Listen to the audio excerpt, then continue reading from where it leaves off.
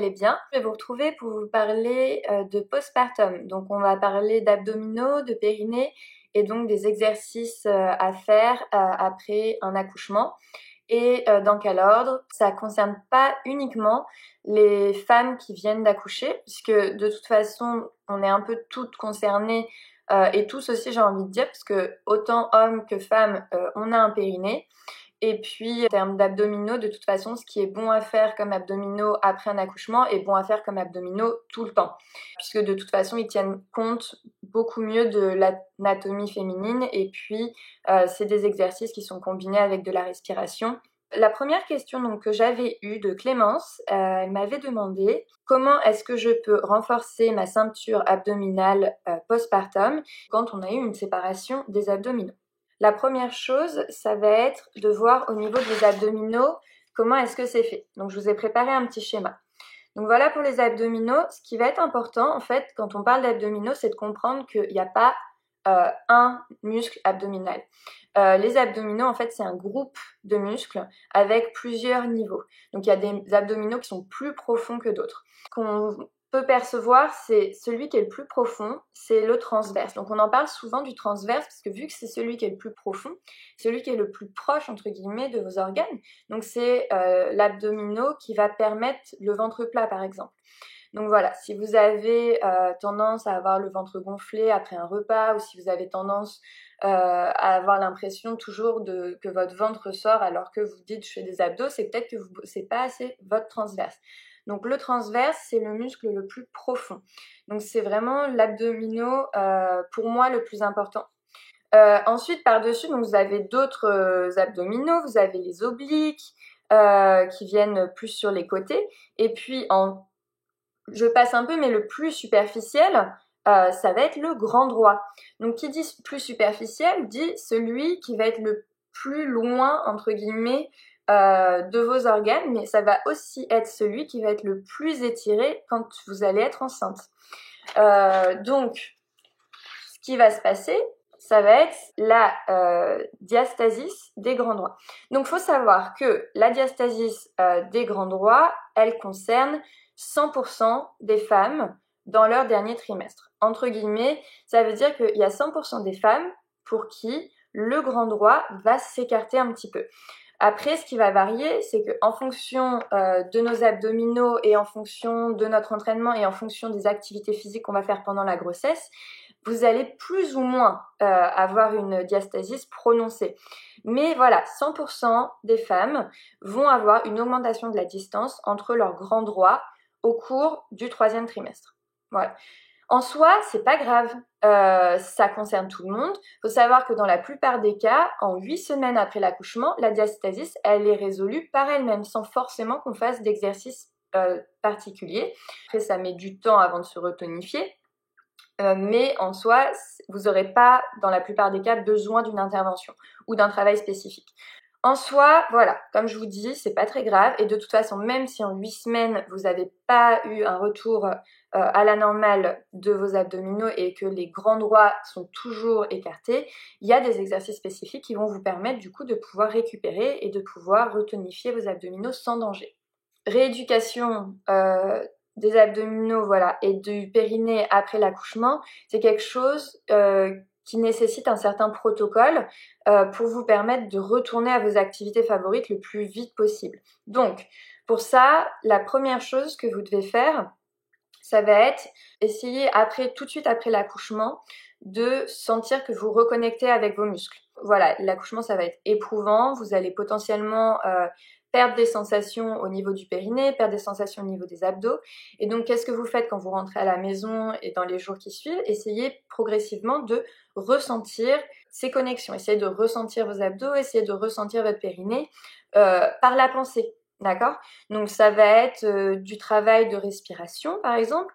Donc, essayez quand vous respirez d'inspirer, de sentir que vous êtes capable de rentrer le ventre, expirer, relâcher, etc. Tous ces exercices-là sont des exercices aussi qui sont très intéressants de faire quand vous êtes pendant la grossesse. Tout ce qui va être travail de périnée, c'est important pendant la grossesse. Pourquoi? Parce que si pendant vos 9 mois de grossesse ou même avant, vous avez conscience de votre périnée, de ses connexions, vous avez conscience vous le sentez, vous êtes capable de le contracter, mais vous êtes aussi capable de le relâcher. Du coup, si vous faites tout ce travail-là en amont, quand vous allez rentrer chez vous après l'accouchement, ce sera beaucoup plus facile de retrouver ces connexions, de retrouver ces sensations, parce qu'en fait, vous aurez fait ce travail en amont. Le périnée, petite parenthèse, hop, je reprends mes fiches d'anat. Donc le périnée, c'est un groupement musculaire, le plancher pelvien, d'accord? Vous n'avez pas un muscle périnée, c'est plutôt un plancher pelvien. Et qui dit plancher pelvien dit plusieurs insertions. Vous avez des insertions à l'avant, vous avez des insertions à l'arrière et vous avez des insertions sur les côtés. Donc quand vous travaillez votre périnée, je parle du périnée parce que de toute façon, vous ne pouvez pas vous dire je vais faire des abdos, je vais reprendre mes entraînements et je vais faire comme si mon périnée n'existait pas, d'accord? Donc c'est pour ça que je vous parle de l'importance de connecter avec votre périnée et de savoir comment il fonctionne. De faire des exercices où vous sentez vos périnées, vous essayez d'aspirer comme si vous imaginez que vous avez un tissu qui représente ce plancher pelvien, vous essayez d'aspirer ce tissu et quand vous l'aspirez, c'est pas juste j'aspire à l'avant ou juste j'aspire à l'arrière ou juste j'aspire sur les côtés, non, vous aspirez bien votre périnée des 4 côtés. Donc ça, c'est vraiment le travail de contraction. On imagine qu'on aspire son périnée. Ce qui est important, c'est aussi de faire un travail de relâchement, puisque plus le périnée, c'est un groupement musculaire, comme tous les muscles, si vous le travaillez uniquement en contraction, il va devenir défaillant en fait, parce que chaque muscle a besoin de travailler en contraction et en relâchement. Si on prend n'importe quel muscle du corps, mon biceps par exemple, si je travaille toujours mon biceps en contraction, mais que je viens jamais l'étirer, que je viens jamais travailler le relâchement de mon biceps, à un moment il va devenir défaillant. C'est pareil pour le périnée. Si vous travaillez toujours votre périnée en contraction et que vous le travaillez jamais en relâchement, au bout d'un moment, il va devenir défaillant. Donc, travaillez le périnée dans les 2 sens. Contraction, j'aspire, les 4 points, côté, avant, arrière, et relâchement, vous relâchez, détendez votre périnée. C'est important surtout pour les sportifs. Souvent, les sportifs ont des problèmes d'hypertonicité du périnée parce qu'en fait, ils travaillent tout le temps en contraction, mais jamais en relâchement. Alors, le problème de jamais travailler le relâchement du périnée, c'est qu'il devient défaillant. Et vous allez avoir, avec un périnée défaillant à cause de trop de contraction, les mêmes effets secondaires qu'un périnée qui est trop lâche. Donc, vous allez aussi avoir des incontinences urinaires. Vous pouvez avoir aussi des douleurs pendant les rapports sexuels dues à un périnée qui va être hypertonique. Donc, je vous ai parlé du périnée, l'importance de le travailler en contraction et en relâchement. Je vous ai parlé des abdominaux, donc l'importance de travailler le transverse parce que c'est le muscle le plus profond et la diastasis des grands droits qui va avoir lieu potentiellement dans 100% des cas, mais qui se remet naturellement en 8 semaines dans la plupart des cas. Et puis, vous allez pouvoir du coup reprendre les abdominaux avec un protocole. Donc, je vais vous parler du protocole. On va commencer par la respiration. Tout simplement parce qu'en fait, vous avez donc ce muscle-là qui est le transverse, donc comme je vous disais tout à l'heure, qui va être l'abdominaux le plus proche de vos organes. Et puis vous avez le diaphragme en haut et donc le plancher pelvien avec les différents muscles du périnée en bas. Quand vous inspirez, vous faites rentrer de l'air dans vos poumons. Ce qui va se passer, c'est que vu que vous gonflez le ventre quand vous inspirez, donc vous ouvrez la cage thoracique, qu'est-ce qui se passe? Le transverse, donc du coup les muscles du transverse vont s'étirer légèrement, logique. Puis vous avez le diaphragme en haut qui va remonter puisqu'il fait de la place. Et puis vous avez le périnée en bas qui va descendre, pareil pour faire de la place. Donc quand vous inspirez, vous avez tous ces muscles-là qui vont avoir tendance du coup à s'étirer. Et quand vous expirez, vous avez tous ces muscles-là qui vont avoir tendance du coup à se resserrer. La respiration, c'est la première chose. Donc postpartum, premier exercice, respiration. J'inspire, vous mettez les mains sur les côtes, j'inspire, donc ça va écarter les côtes. Donc le diaphragme monte, le périnée s'étire. Vous expirez, le périnée va revenir à sa place, va se retonifier, le diaphragme aussi. Donc déjà, de faire ces exercices-là de respiration, bien sentir, une fois que vous maîtrisez ça, on ajoute les exercices de périnée dont je vous parlais tout à l'heure. Le périnée qui va se contracter pendant que vous expirez, parce qu'en fait c'est le moment où le périnée va remonter, c'est le moment où l'air va ressortir, et puis l'inverse, le périnée qui va se détendre quand vous inspirez, puisque quand vous faites rentrer de l'air dans votre cage thoracique, c'est le moment où le périnée va venir s'étirer. Et donc déjà, de faire ces exercices-là et de sentir, j'inspire, je gonfle, je relâche mon périnée, j'expire, je resserre, j'aspire mon périnée. Et déjà, faites ces exercices-là de tonification. Une fois que vous sentez bien ça, du coup, vous avez la base de la respiration et en même temps, vous avez la base de tonification de votre périnée. Ensuite, il y a deux moyens de le faire fonctionner. Il y a le moyen lent, comme on vient de faire. On cale la respiration et par-dessus, on cale la contraction et le relâchement du périnée. Et puis, il y a les exercices de périnée actifs. Alors ça va plutôt être pour l'incontinence. Quand vous allez éternuer, par exemple, vous allez avoir des incontinences. Donc, pour travailler le périnée, pour éviter ces incontinences, il va falloir le travailler du coup plutôt en rapide. En rapide, c'est quoi? Ça veut dire qu'on va plus le caler sur la respiration, mais par contre, on va le contracter, le relâcher très très vite. Donc, par exemple, une séance de quelques minutes de travail de périnée, ça va être j'inspire, je relâche mon périnée, j'expire, je contracte mon périnée, j'inspire, je relâche mon périnée, j'expire, je contracte mon périnée, vous en faites 5 comme ça, et puis après vous allez faire 10 fois contraction, relâchement très rapide que du périnée, donc plus calé sur la respiration, très très vite. Donc je contracte, je contracte, je relâche, mais très très vite. Donc c'est de l'imagerie, hein. Vous travaillez du coup en visualisation mentale pour essayer justement donc voilà, de retonifier votre périnée. Donc ça c'est plutôt pour les incontinences en rapide. C'est important que vous fassiez les deux, vous fassiez pas que de la contraction lente ou pas que de la contraction rapide.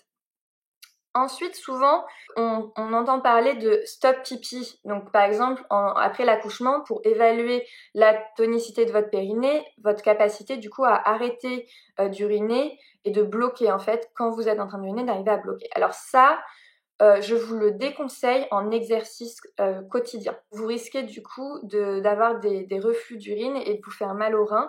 Et puis, c'est pas vraiment un exercice en soi. Ce qui est mieux, c'est de faire les exercices de visualisation comme je viens de vous expliquer.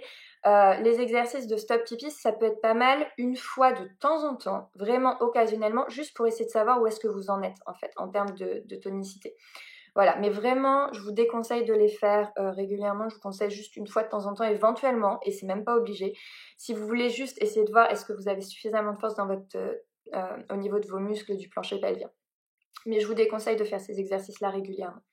Donc, si je reprends mon protocole, vous êtes en postpartum. La première chose, vous reconnectez avec vos muscles, c'est-à-dire vous refaites les exercices de visualisation que je viens de vous expliquer, les exercices de respiration et les exercices de contraction du périnée doucement, lente, et les exercices de contraction et relâchement du périnée rapide. N'oubliez pas les exercices de relâchement du périnée, c'est super important que vous fassiez les deux. Ensuite, il va falloir rééduquer les muscles qui ont été traumatisés par l'accouchement. Donc ça peut prendre plus ou moins du temps, il faut être patient. Pour le périnée, c'est beaucoup du travail de visualisation principalement. Il y a aussi la possibilité de travailler avec des sondes. Il y a la possibilité de travailler avec des spécialistes de la santé qui vont manuellement du coup vous faire travailler. Aux États-Unis, c'est plus compliqué d'en trouver, mais ça existe. Et puis en France, on a la chance que ce soit pris en charge en général par l'assurance maladie. Et puis vous avez un protocole avec les kinés de rééducation du périnée qui est super. Donc voilà, faites-le. J'ai aussi eu des clientes qui m'ont dit mais moi j'ai pas besoin parce qu'en fait j'ai pas accouché par voie basse. J'ai eu une césarienne, donc du coup pas besoin de faire ça. C'est totalement faux. Quand vous avez une césarienne, donc C-section, le périnée a été également traumatisé, et puis de toute façon vous avez quand même eu le poids du bébé pendant toute la grossesse sur ces muscles du plancher pelvien. Donc très important, peu importe si c'est une césarienne ou un accouchement par voie basse, de faire dans les deux cas la rééducation du périnée et un protocole de reprise pour les abdominaux. À quelle fréquence pratiquer ces exercices du périnée? Alors ça va dépendre du coup de leur tonicité. Quand vous venez d'accoucher, c'est le genre d'exercice qu'il faut pratiquer régulièrement, tous les jours. Hein. Vous faites quelques minutes tous les jours, parce que comme pour tout, c'est la fréquence qui va payer. Donc si vous faites 1 heure d'exercice de périnée une fois par semaine, ce sera beaucoup moins efficace que de faire quelques minutes tous les jours. Vous avez accouché il y a plusieurs mois, voire il y a plusieurs années, vous pouvez quand même faire ces exercices du périnée. Le plus simple, c'est de le caler avec une routine, donc le caler avant une séance de renforcement musculaire par exemple, ou avant une séance de yoga, de dire bon ok, je fais mes quelques contractions au niveau du périnée, etc. J'ai envie de vous dire, c'est bien de voir un spécialiste donc pour voir où est-ce que vous en êtes, pour vous jauger, pour vérifier, etc. Mais de toute façon, les exercices, c'est à vous de les faire. C'est le fait de vous faire ces exercices-là qui vont payer. Faut laisser un peu de temps, je vais dire en moyenne 6 à 8 semaines. Ça va être plus long si vous avez eu une césarienne, un peu plus court si vous avez accouché par voie basse, mais du coup, parce que c'est moins traumatisant en fait d'accoucher par voie basse, mine de rien, en fait, on se dit non, mais en fait, si c'est quand même beaucoup moins traumatisant, naturellement, on est quand même le corps est fait pour accoucher par voie basse, on a des hormones qui sont faites pour nous aider à accoucher par voie basse. Et le corps se remet très bien. J'ai des clientes, des fois, elles ont leurs enfants qui ont 10 ans et qui n'ont jamais fait de rééducation du périnée. Alors surtout ici, du coup, je l'ai rencontré plus qu'en France, forcément.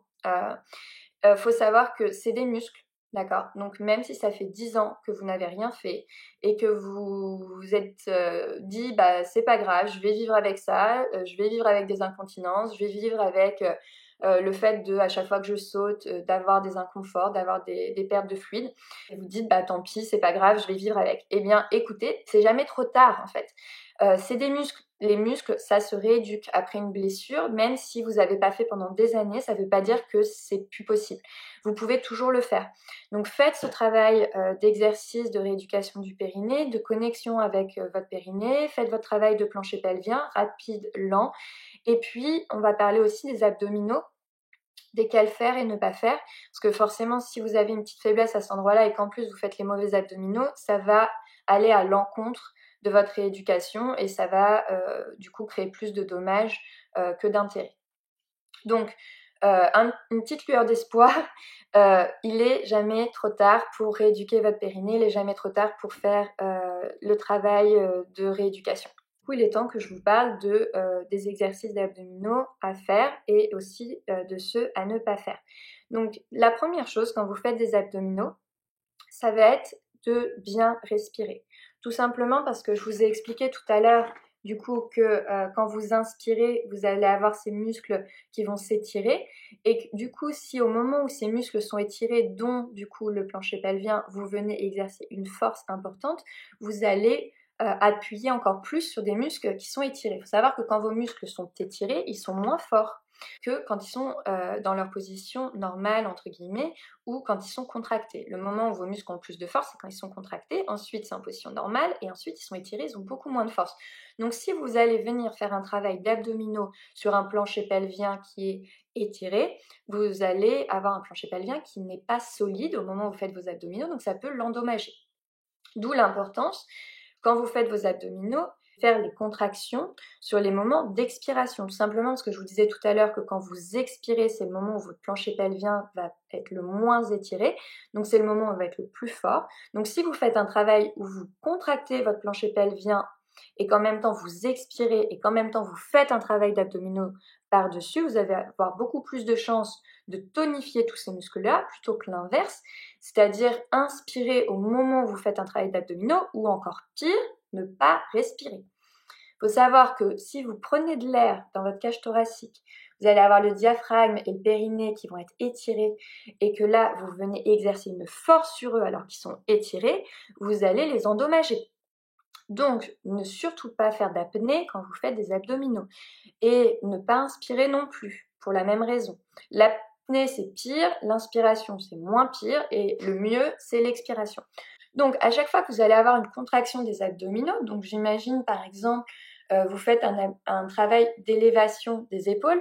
Alors, je dis élévation des épaules, je veux surtout pas parler de crunch parce qu'en fait, en général, les crunchs, on les fait mal. Quand je dis crunch, c'est tous ces abdos où on vient ramener la tête comme ça près des genoux. En fait, en général, on les fait en apnée, on les fait mal, on n'aspire pas le périnée, donc on n'absorbe pas les abdominaux et du coup, on vient les endommager. Donc on évite ces abdos-là. Par contre, élévation du coup des épaules par exemple, vous venez expirer au moment où les abdos vont venir se contracter. Ou alors faire des abdominaux avec les jambes, où vous venez mettre les jambes à 90 degrés, donc vous êtes allongé, vous venez mettre les jambes à 90 degrés, puis vous faites des petites bascules comme ça. Toujours le bassin en rétroversion, ça c'est super important, vous faites des abdominaux pour pouvoir aspirer le ventre du coup, surtout quand vous n'êtes pas très tonique. Après, quand vous avez un niveau d'abdominaux plus avancé, vous pouvez vous permettre de faire des abdominaux avec le bassin plus droit, mais par contre, quand vous recommencez les abdominaux ou quand ils ne sont pas suffisamment toniques, et du coup je parle de postpartum, faites bien attention à toujours avoir votre bas du dos bien calé. Éventuellement, ce que je fais aussi avec mes clientes, c'est que je leur surélève un petit peu le bassin. Donc, je vais mettre un coussin sous les fesses ou une petite balle sous les fesses pour surélever le bassin. En fait, le fait de surélever un petit peu le bassin, ça va permettre d'avoir le bas du dos qui va toucher le sol. Et pour les femmes qui ont naturellement une cambrure assez importante, ce sera beaucoup plus facile du coup pour elles de faire des abdominaux. Souvent, quand on est en postpartum, on ne sent pas beaucoup ces abdominaux, d'où l'importance de faire ces exercices de respiration et de faire ces exercices de reconnexion avec ces abdominaux. Voilà, ça c'est les meilleurs conseils que je peux vous donner pour faire des abdominaux après l'accouchement. Donc évitez tout ce qui va être donc abdominaux où vous allez venir pousser, évitez tous les abdominaux où vous faites de l'apnée. Si jamais vous sentez sur des exercices que vous faites de l'apnée, soit vous les faites beaucoup plus doucement en essayant de respirer. Si vous n'y arrivez pas, vous ne les faites pas. Parce qu'il n'y aura rien de plus endommageant que des exercices où vous êtes en apnée. Alors, pourquoi on dit qu'il faut rentrer le nombril pendant les abdos? En fait, on dit rentrer le nombril parce que quand on rentre le nombril, en fait, souvent, on aspire un petit peu en même temps le ventre, donc le périnée. Alors, moi aussi, des fois, je le dis, aspirer le nombril, ça permet en fait de resserrer la taille. Le fait de resserrer la taille, ça permet de ne pas avoir d'air dans le ventre. Et pas avoir d'air dans le ventre, ça permet de ne pas venir étirer le périnée et le diaphragme. Donc voilà pourquoi souvent on dit rentrer le ventre pendant les abdos. Ce qui va être un peu plus juste, ça va être de dire parce que quand on dit rentrer le ventre, souvent en fait les gens ils font quand même ça. Alors, faut que je fasse de profil.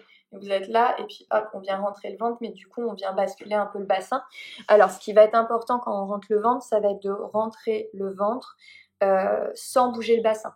Et là ce sera efficace. Donc vous avez le bassin neutre et puis vous faites cet exercice-là où vous resserrez votre taille en fait.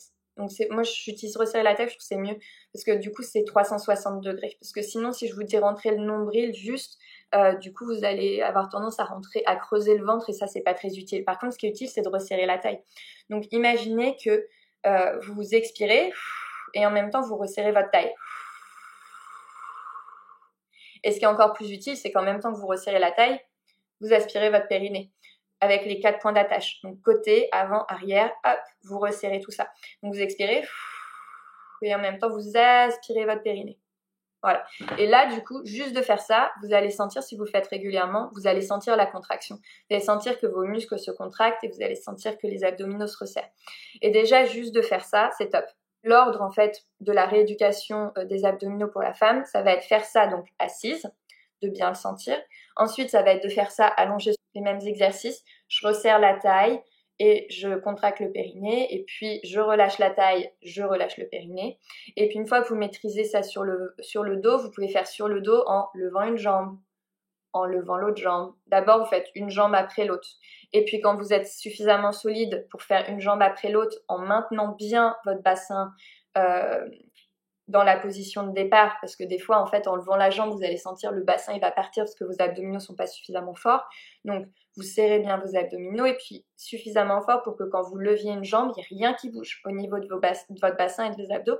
Puis après, quand vous êtes suffisamment fort, vous faites ça avec les 2 jambes en même temps. Et juste ça, je veux dire, même moi, sans avoir eu de grossesse, juste de me mettre sur le dos, bassin neutre, je resserre ma taille pour rentrer bien mon ventre, retirer l'air, j'aspire mon périnée et là, je ramène les 2 jambes en expirant. Rien que ça bosse. Ensuite, quand vous maîtrisez bien assis, quand vous maîtrisez bien sur le dos, vous pouvez passer à sur le ventre. Donc en position quadrupédique. Et donc là, vous pouvez faire des exercices où vous levez bras, jambes opposés. Alors souvent, c'est un peu plus dur de sentir la contraction du périnée et de resserrer la taille quand vous êtes sur le ventre. En position quadrupède.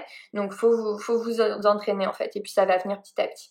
À l'aise comme ça, vous pouvez passer sur des positions sur le ventre, donc de planche. D'abord, planche sur les genoux, sur les côtés, puis quand vous êtes suffisamment solide, sur les pieds. Mais ce qui va être important de toute façon à chaque fois, ça va vraiment être qu'à chaque fois qu'il y a une contraction, vous pensez à bien resserrer la taille. Sur les planches, vous allez me dire, oui, mais je peux pas trop respirer pendant que je contracte parce que je contracte tout le temps.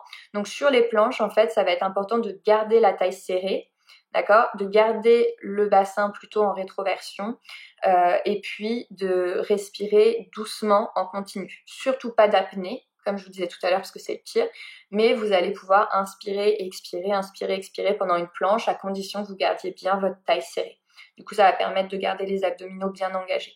Donc ça fait beaucoup de choses à faire, je l'entends bien, d'où l'intérêt en fait de commencer progressivement par d'abord juste assise, juste la respiration, la contraction du périnée, puis ensuite, petit à petit, allongée avec des exercices très simples. Et quand vous maîtrisez tout ça, vous pouvez faire vos exercices d'abdominaux un peu plus classiques avec du coup la respiration et la contraction du périnée. Faites des exercices d'abdominaux lents, faites des planches, faites votre respiration en même temps, engagez votre périnée et là je vous assure que vous aurez un travail beaucoup plus efficace sur le transverse, du coup vous aurez une tonicité bien plus intéressante, un ventre bien plus plat et puis au final ce grand droit là, celui qui est le plus superficiel, c'est celui des tablettes de chocolat.